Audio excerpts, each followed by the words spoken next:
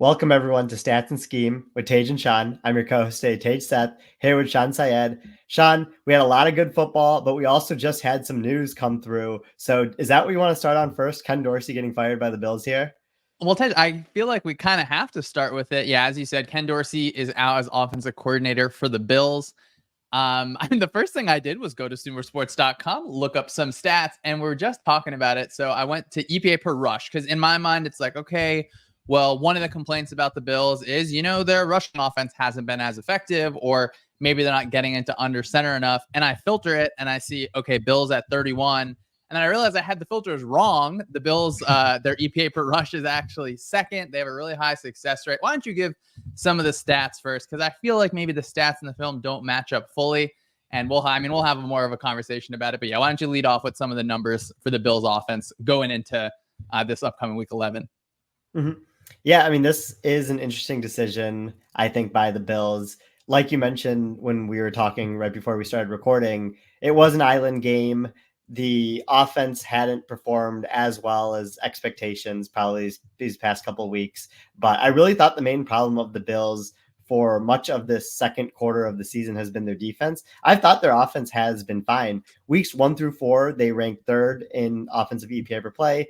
Weeks since then, like week 5 onward, they ranked fifth in offensive EPA per play. On the season, they ranked third in EPA per play, first in success rate. So you can see the little bit of a gap between their successful plays and then some of the turnovers they've had. And they also have the second lowest sack rate in the league. I think they've done a good job of making sure that Josh Allen isn't getting sacked, isn't getting pressured, pocket moving, and different stuff like that. It's really just the fumbles and the 3% interception rate that Josh Allen has had this year that I think has kind of made this offense maybe not look as good as they are supposed to be. But I think the underlying metrics show pretty highly on them. Okay, what was you said his interceptable rate this year it's at like 3 something? Yeah, so his actual interception rate this year is at 3%, which is the 5th highest in the league. What's interesting is with the FTN data and their charting of interceptable passes. So it doesn't matter if it's actually an interception or not. It's just, would the pass have been interceptable? He was at 5% interceptable pass rate in 2022. He's gone down to 3.4% in 2023. Yeah, so that's kind of crazy to think about that rate is coming down. Now, I will say on film, especially there was one interception last night against the Broncos. Yeah, those aren't the best decisions in the world. They are times where Allen thinks he can fit the ball in where he doesn't. And I think defenses are doing a better job, like against the Bengals a few weeks ago. The corner is able to kind of trail that vertical route. And those throws are going to end up in interceptions. I guess, I think about this a lot with Allen, and then we'll talk about Herbert and the Chargers a little bit later, but to access some of those really, really top end throws where your eyes are just popped wide open because of the way a quarterback can kind of just throw a fireball through a keyhole, it's hard to think that you're not going to have some interceptions there. I do think that Allen's like whatever his fine tuning between risk and reward, maybe a little bit, it's a little bit out of whack right now. I guess I'm not sure what the Bills expect to really be able to change. Of course, they go to Joe Brady, who is the quarterback's coach. He'll be the interim offensive coordinator. Of course, was with that 2019 Joe Burrow LSU team as a passing game coordinator from the Sean Payton tree. Maybe we see more choice routes or more kind of in that low to intermediate area. But the Bills do have a problem where their number one receiver, Steph Diggs, is great. And then they kind of have a similar problem that the Vikings had last year where a defense can devote a lot of resources to that player. And then where are you going to go with the ball? So where the Vikings traded for TJ Hawkinson last year, obviously the Bills drafted tight end. I do think they're going to have issues going forward where, yeah, Allen's going to want to stuff some of those balls into Diggs because going to those other options, it leads to things like ball gets tipped off the player's hand and ends up in an interception. And I do think overall, like Josh Allen might not be the best example, but like the conversation around interceptions, there are bad interceptions. That is certainly one thing, but some interceptions, like no quarterback's going to go a year without throwing an interception. We think of how Dak played last year versus how he is playing really at a super, super high level this year. And he's making a lot of those same throws, but last year where it's, maybe the window is just too tight, it ends up interception and as an interception when the defense is playing a little better. This year, that ball ends up in the receiver's hands, and we're just kind of all floored by the way he's able to throw it in there. So there's just like so much going on here. And I feel like literally we just kind of saw the tweet coming in. You got any other thoughts? Or, I mean, how are you feeling about the Bills going forward? They have like the Jets, they have the Eagles, they have a bye week, the Chiefs, Cowboys. So it looks like a rough road ahead for them here. Mm-hmm. Yeah, I mean, really interesting to do this mid-season. I don't know if it necessarily changes much for the rest of the season, just because I'm sure it's going to be a lot of not only what Ken Dorsey put into the playbook and scheme-wise, but also like some of the roots of the Brian Dable offense that Josh Allen broke out under are still there and probably still going to be used. And, Joe Brady was like, when you look at 2019 LSU, which is widely considered one of the greatest offenses in college football history. Not only did you have Joe Burrow with a good offensive line throwing to Jamar Chase and Justin Jefferson and Terrence Marshall Jr. and Clyde Edwards-Helaire as the running back that was doing a lot of receiving work, but like Joe Brady's scheme was awesome that year and made things a lot easier on everyone in the offense. And that's how you ended up getting this like super high flying offense that went undefeated and ended up winning the national championship, even with a less than elite defense that year. And so like, it's there for him if he's able to tap into that. Again, he gets a unique style quarterback in Josh Allen, who I think is very good. And I think that's mostly agreed on league wide. So I think that it'll be interesting to kind of follow and see what they end up doing. And like one of the bigger shifts that we talked about last week with the Bills was they really wanted to be this 12 personnel team this year because they saw the Chiefs do that last year. And it worked for the Chiefs very well to get defense into heavier boxes, to force them to bring a safety down so that they could pass the ball on them. Bills tried to do the same thing with drafting Dalton Kincaid, signing making sure they kept Dawson Knox, and it just didn't work out like they wanted to. They had a better EPA out of 11 personnel than they did out of 12 personnel for the majority of the season. Dawson Knox gets hurt, and now they're basically forced to play 11 personnel. And I think it ruined their scheme diversity a little bit. So, maybe Dawson Knox comes back from injury in a couple of weeks and we see how they end up going back and forth between 11 and 12 personnel with two tight ends on the field. That's something I'm going to keep my eye on, but I still think that they'll be a primarily 11 personnel team and run the ball out of shotgun like they were before. And we remember that game against the Dolphins where their offense just was firing on all cylinders. They had a good amount of under center play action where they're able to not like really simplify the game, but just make it hey, we are better than you at one matchup and we're going to continue to attack that. And our friends at Cover One, they've done, I think, a great job kind of chronicling just some fundamental issues maybe with the offense, whether it's a lack of motion or just different things going on there. I do think, what I love, the 2019 LSU Joe Brady, Joe Burrow offense is so much fun. I think he leaned into a lot of things that made his quarterback's life easier, like empty and things like that. So maybe it's something where we see more tempo, where I think there's times where the game, like whatever, it slows down a little bit when they're playing faster for the Bills. I mean, I do also think like from like a fan's perspective, like the rise for a team is such a fun time, at least in my mind. I obviously don't like commit to one team, but when things are like starting to improve, and then when you're like at that kind of precipice of it, like only one team wins the Super Bowl every year. I feel so bad. I wish we could give out like 5 MVPs and like 12 participation trophies just because there are so many good teams each year that, they're not going to win a Super Bowl. And, it's unfortunate, obviously, for Ken Dorsey. I mean, as you said, Josh Allen, like it's hard for people to put him outside the top 5 as a quarterback because some of the things that he can get to when he's playing at a high level are so high. So I don't know, maybe things get fine-tuned a little bit where they're hitting just a few more easy buttons, whether that's a little bit more under center, a little bit more play action, things that maybe just not take the ball out of Allen's hands, but push the decisions in a bit of a different direction. And I think they get the Jets next week, which is interesting because when we saw them play the Jets earlier in the year, we saw some of those throws that you really don't want Allen to have. Anything else there, Tej, or can we move on after that kind of bummer to start it with the Bills? Yeah, well, the one thing I was going to mention was I think like the disparity between what like the country has seen from the Bills offense this season versus like what they actually are from a week to week basis has been like pretty jarring. Like Kevin Cole, our friend, put out some data on this, and he said in the 4 island games that the Bills have played this season, Josh Allen has had +5 total EPA, which is, probably below average, all things considered. In the other 6 games, he's had +90 total EPA. Like, there's a reason why he's second in total EPA on sumersports.com, because he's been really good in like the Washington game that they had and the game against Las Vegas and different stuff like that.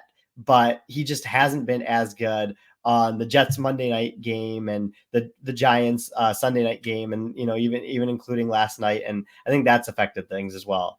Yeah, and they're going to have chances going forward to be able to clean that up. So we could definitely be on here in a few weeks when they play the Chiefs and do the Josh Allen is back. The Bills are back to be able to compete. But that's always so interesting, like, because we obviously don't know behind the scenes, like whatever the situation is in the front office between the coaches, whatever their kind of relationships, or if there's anything additional there. We obviously get so little of it from the outside, but what we can see from the film is, Josh Allen has to make better decisions. I think the offense has fundamental issues that can get cleaned up. But I know this week, Tej, you wanted to talk about some offenses we haven't really covered this year. So that's what we're going to kind of get to today. Are you just like sick of me talking about the 49ers and how they get their double teams every week? Or why did you want to do that this week? Well, I mean, like you mentioned earlier, participation trophy season is upon us. Like, we need to be giving out some awards here to offenses that we haven't mentioned yet. Tej, love that. All right. So we can start with the Vikings. Obviously, I followed along with Minnesota all of last year through just ups and downs, and said it with the Bills. The Vikings last year lacked a secondary offensive weapon outside of Justin Jefferson. Of course, add TJ Hawkinson in the middle of the season, which made it harder on defenses to just double team Jefferson all the time. And then I love the addition of Jordan Addison this year. Earlier this year, you could just see that passing game getting put together where Addison had long catches kind of over and over, where the defense had to devote extra resources to Justin Jefferson. And then obviously the Vikings run into both a Jefferson injury and a Kirk Cousins injury. And so, okay, we're going to talk about Josh Dobbs. But before that, I just think Kevin O'Connell, I think he has juice. And I think offensive coordinator Wes Phillips has done a good job really putting that passing game together over 2 years. Of course, O'Connell was, I think he was McVay's OC previously, and he has more of that later period McVay flavor as opposed to like more of a Shanahan spin. And I thought like last year, I thought that Jefferson would kind of just take that Cooper Kupp role. But I think O'Connell has smartly done different things with Jefferson when he's in the lineup, because Jefferson and Kupp win in different ways and then threaten a defense in different ways. But when you like watch the Vikings passing offense on film, they just like make sense. Like the way a quarterback is able to progress through the reads. There's like a coherent plan to attack zones, to stretch them out, and then to really use rubs pretty heavy in man coverage. And then now we can get to Josh Dobbs. Like, what a situation last week. I think we saw a bunch of really good stories. Alec Lewis from The Athletic had a good one. I mean, Tej, that's like if we're doing a podcast and someone's like feeding you words in your ear the entire time. How do you think you'd do in that situation? Oh, awful. I've thought about like when sports announcers have to like feed in information through their ear and then say whatever that information is. I barely can chew gum and walk at the same time. Like, I'm so bad at multitasking, so I don't think I would do that well. I feel like you would be a little bit better than that. You're a little better multitasker than I am. Well, I appreciate that, but I also don't have like the best athletes in the world being paid to just tackle me. So that was so impressive. And I mean, like how Kevin O'Connell, you have to get the play in so early, and those calls are really wordy based on how many motions, how many shifts they have. So that was really a testament, I think, to Kevin O'Connell of doing a great job there. So why don't we get to some of the stats on the Vikings offense, a little bit about Josh Dobbs, and we'll keep on talking about him. Mm-hmm. Yeah, I really like a lot of the stuff that you laid out there. And I do think it starts with Kevin O'Connell and even their GM, Kwesi Adofo-Mensah, and the job that they've done to get this roster in a good spot, and then to be really well coached and well schemed to get this offensive production with a quarterback who just joined their team midway through the season. When you follow some of the Vikings moves that they've made to get into this spot, like this regime didn't draft Justin Jefferson, but he is there. It's great that they have him. They haven't had him for the past 5 games that they've won, which has been very impressive. But like you look at the TJ Hawkinson trade and the Josh Oliver signing in basically the same month span there, where they ended up getting a very high-end receiving tight end. They ended up getting a high-end blocking tight end, and that really showed their vision from that position and really fixed that position for them from what it was before. And then you look at the first round pick of Jordan Addison, who was the best receiver in college football when he was at Pitt. Didn't work out as well at USC, but the talent was there, and he's showing that so far in this season so far. And then you also look at the offensive line and how good their tackles played, which is something that you highlighted a lot last year. And so when Josh Dobbs comes in here, like, super impressive that he was able to learn this offense on the fly. I think him having an aerospace engineering degree definitely helped with that. And then he has this supporting cast that can really help him and put out this offensive production that he has these past 2 weeks. He ranked 7th in EPA per play since joining the Vikings. That was including the 2 fumbles and the safety that he took against the Saints. Should even be higher while he was still getting settled there. That's like right up there with Dak Prescott and CJ Stroud and Justin Herbert in terms of production the past 2 weeks. And it really starts with his rushing ability. He's second in the league in terms of rush yards behind Lamar Jackson, 4th in terms of rushing EPA per play. His 5.9 yards per carry is higher than Lamar Jackson and Jalen Hurts. And then he's also at 11 scrambles, which is the most in the league since joining the Vikings. He's added 11 points of additional on top of what was expected of him on those scrambles. So, there's no Jefferson there. He's doing all this. I'm very impressed by what Josh Dobbs has done since he's gotten there. And you just had to throw in that aerospace engineering degree, right? You couldn't miss the chance to do that. I like a lot of what you talked about there. The running the ball is interesting because for the Vikings last year, it was really rough where they were just so exclusively zone. And I didn't really like how like the backside of their double teams were working. I just don't think like they had it all down, and maybe they had a little bit of a weak link along the offensive line. And then this year they start to lean into more gap scheme runs, try and get a little bit more attacking and at you. But their under center run game, it just, it leaves something to be desired. So what I liked on film versus Atlanta, I think, KOC started to dabble into some quarterback runs where obviously you don't have a ton of those in the playbook with Kirk Cousins there, but they used a pop out scheme where usually you see a quarterback, if you're thinking about zone read, where the quarterback is kind of, you look like the running back is running inside zone, the quarterback's kind of staring at an unblocked defender. In pop out, it's not really used that often. The Ravens use it a little bit this year. The Kyler Murray at Oklahoma, you saw him run it, where now you're kind of faking like you're running zone read, but that running back is kind of popping out and blocking that previously unblocked defender. So that was a nice design. Maybe Dobbs got it from Murray. Maybe, KFC just thought of it in the middle of the night. Then they had a really nice snap on the goal line where Dobbs motions out. The running back takes it on a sweep on the outside. And then the Josh Dobbs scrambles, they're so fun to watch because he's obviously, I don't know what his 40 is, but he has like a great sense of when to go, how to go, and then kind of like how fast to go. So like scrambles in general, Tej, are those something that you see as stable, or is this something where we might have to look at it as a little bit more of a small sample size thing? Mm-hmm.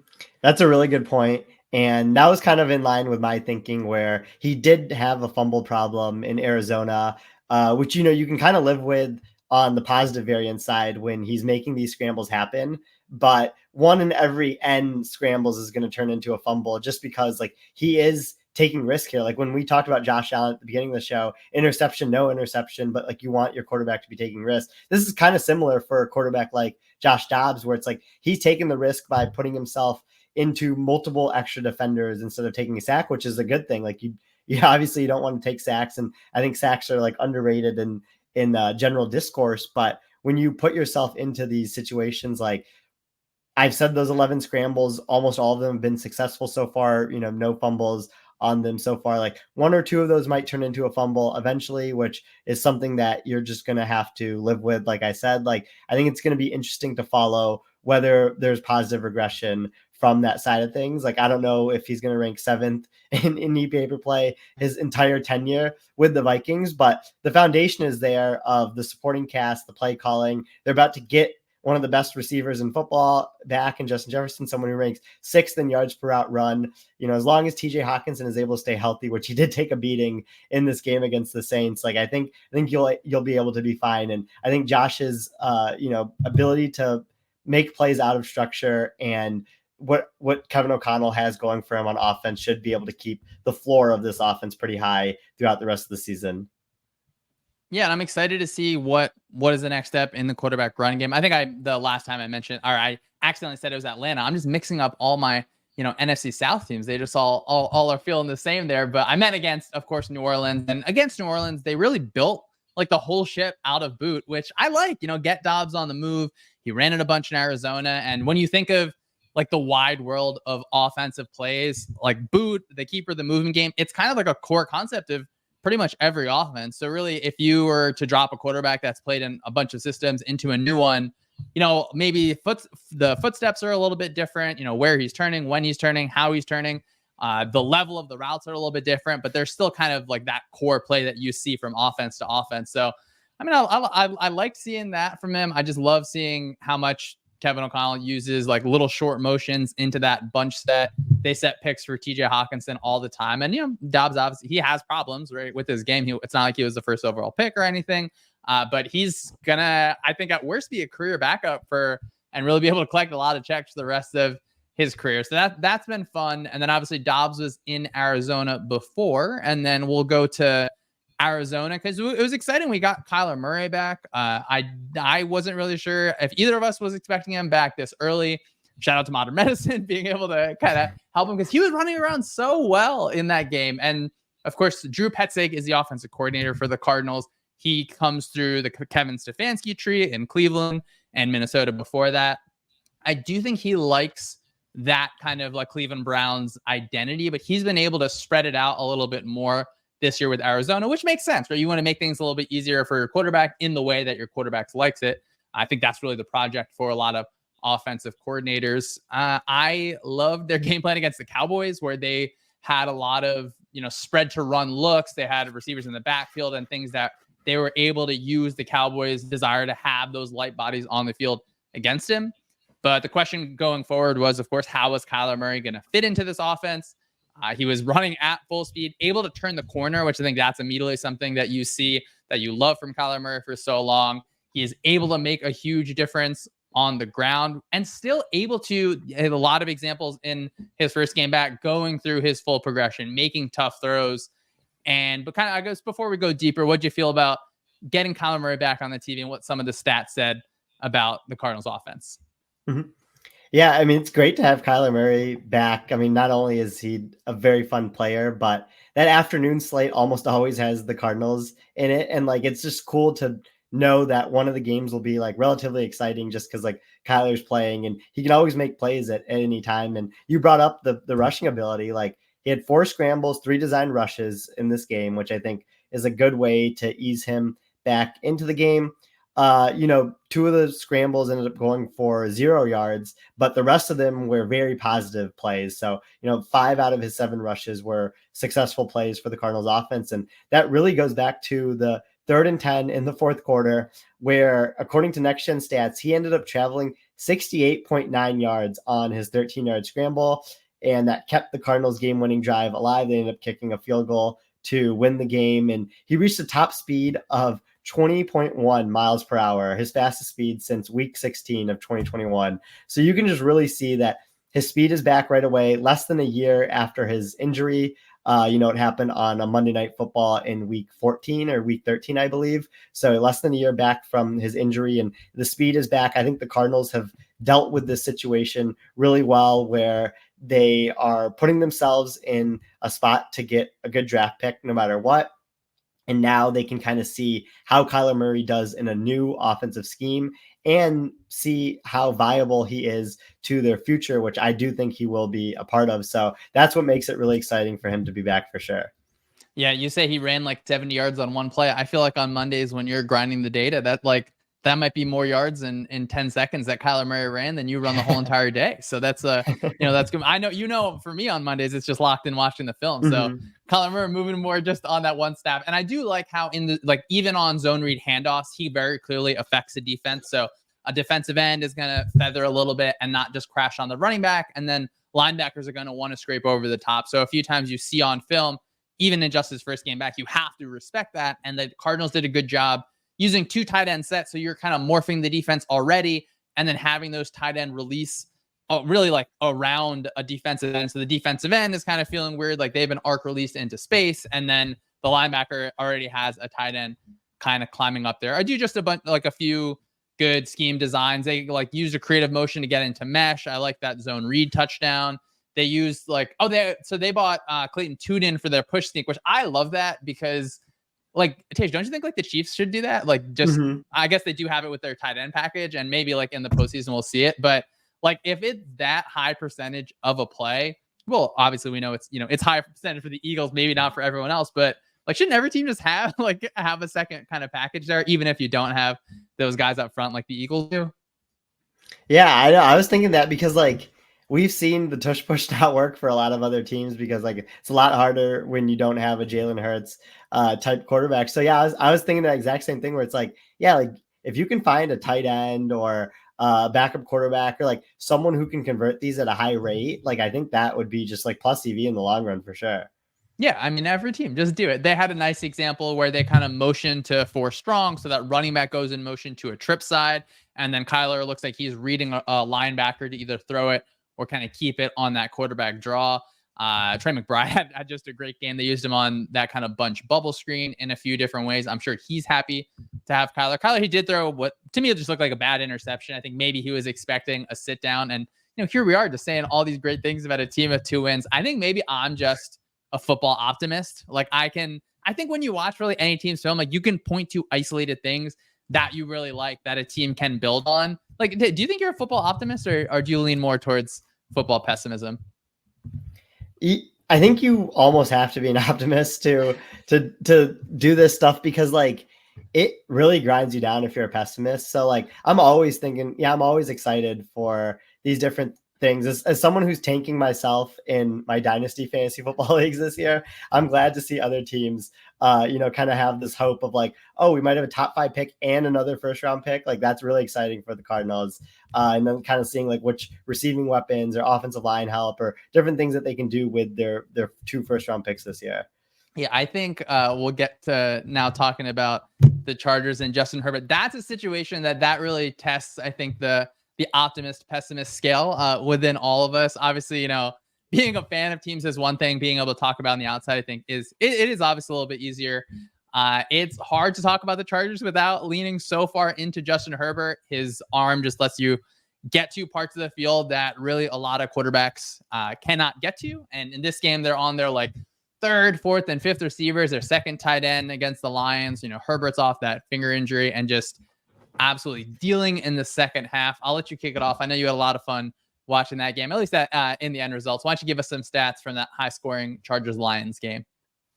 Oh, yeah, great game. Like super exciting to watch. Exactly what we needed in this defensive world, which I like defense, but never will complain about a shootout. Justin Herbert, it was interesting because the Chargers offense actually started slow. Like they finished so strong that most people forget that they started punt, field goal, interception, punt. Like they had only scored 3 points in their first 4 drives. After that, touchdown, touchdown, touchdown, touchdown, touchdown, 5 straight touchdown drives to close the game. Obviously wasn't able to touch the ball last, and that ended up being the reason why the Chargers ended up losing in that game. But the most impressive drive to me, and I was texting you during the game, was when Keenan Allen went out of the game. He missed 1 drive until he came back for the last play. They have no Mike Williams, no Josh Palmer. So it was all Justin Herbert and Austin Eckler. They drove down the field themselves, ended up scoring a touchdown on that drive. And like, this is why the Chargers offense ranks 5th in EPA per pass. Like they've been a really good passing offense this year. They're the only offense that ranks top 10 in EPA per play to have a losing record right now. So, I think the offense definitely hasn't been the problem. Like we kind of talked about at the beginning of the show as well. Like their offense has been very good this year for sure. Yeah, the thing where you're just throwing the ball to Keenan Allen and Austin Eckler and that's all you can do. Like the defense knows that too. So I thought that the Lions a few times, like they ran their creepers so that Austin Eckler kind of has to stay in pass pro. And then it's just, hey, the ball is going to Keenan Allen one way or the other. But still, even that, like there were so many designs from the Chargers in this game that I really liked. You had a quarters beater early on where the Chargers run kind of an inside post to take away the quarter safety. And then the receiver is able to expand the defensive back outside and then run a post underneath that. They used a bunch slot fade to Keenan Allen. They motioned Keenan Allen out of bunch to a 2x2 where you usually see teams kind of just do that to run a choice route on the weak side against usually an outside linebacker, but they get to mesh from there. They had the screen and go where Herbert just absolutely pins it on a guy. that goal line play where they run a nice fake toss. They kind of, it forces the corner to come down. The linebacker obviously wants to flow over that, and you just kind of throw it right over the top. The offense, like, they just have so many plays to put up points, and I think they do a good job of having routes that attack vertically. And sometimes in an offense, you'll see where you'll have things threatening vertically, but you don't have something controlling like at the underneath level. So for example, if you're running like dagger, where an inside vertical and an outside receiver is running like a deeper dig, a lot of times you should have something controlling that underneath linebacker, for example, maybe a drag from the other side or just something really quick on the flat, because you don't want that linebacker to be able to kind of float back into space, since they're not just going to cover nothing. They're going to go do something and kind of get into those throw windows. And, this was just a bummer, right? Herbert doesn't get the ball last. It kind of reminds you of that Super Bowl last year. We obviously have Chiefs Eagles next week, so I was rewatching that and thinking about it a little bit. But as someone who, maybe you're rooting for the other team just a little bit there, like, how does it feel as a fan, obviously away from the stats and scheme at all, like, to go against the Chargers offense? Is it just like inevitability that Herbert is going to do something, or is it something else there? Yeah, I mean, that's a good thing to bring up. Like, it was weird because I know the Lions defense isn't as good as the Jets defense, but they did come into this game as a top 10 defense in EPA per play, like definitely an improvement over the last couple seasons. So I saw the Chargers on Monday night against the Jets, and I was like, oh, like, it looks like the wide receiver injuries are hurting them, and Herbert looks a little bit off. Maybe he's injured or just not playing as well. I'm like, it's like, we should be able to hold them on some drives. Like, the game did start like that, like I mentioned, but after that, it was pretty frustrating. The Lions started with Cam Sutton on Keenan Allen. Cam Sutton is their best corner, and it just wasn't working out. They tried different corners. Jerry Jacobs went on Keenan Allen. That also didn't work. Like, there was really nothing that they could get into to stop them. And like, Aaron Glenn has tried one double before. He did it against Justin Jefferson in the first Vikings matchup last season, and it did shut down Justin Jefferson, but it let every other Vikings receiver have a big day. I was kind of surprised they didn't go into that. Like, you should have let Quentin Johnston or the tight ends beat you, but they did let Keenan Allen kind of score on them the entire game. And I mean, Keenan Allen is just having another fantastic season, ranks third in total EPA, win targeted on the year. And, with some of their other starting receivers out for a decent amount of time here, like, I think he can only climb on that. And like, when you have this alpha wide receiver one that's having an offensive player of the year type season, the Eagles have it with AJ Brown, the Cowboys have it, CeeDee Lamb, the Dolphins have it with Tyreek Hill. Those have been the three that have been consistent the whole year. I think that it's time to throw Keenan Allen as the fourth one into that tier, because this season that he's having right now is really special, especially with some of the injuries that they've had as well. And like, he just continues to produce at a high level. Yeah, I just love offenses that they build the whole entire offense around one receiver, because that is what they have. I think it's a good job by an offensive coordinator. Like, we see it a little bit more with the Cowboys over the last few weeks, where you have, maybe not the best second and third receiver in the world, obviously not as good as your first receiver.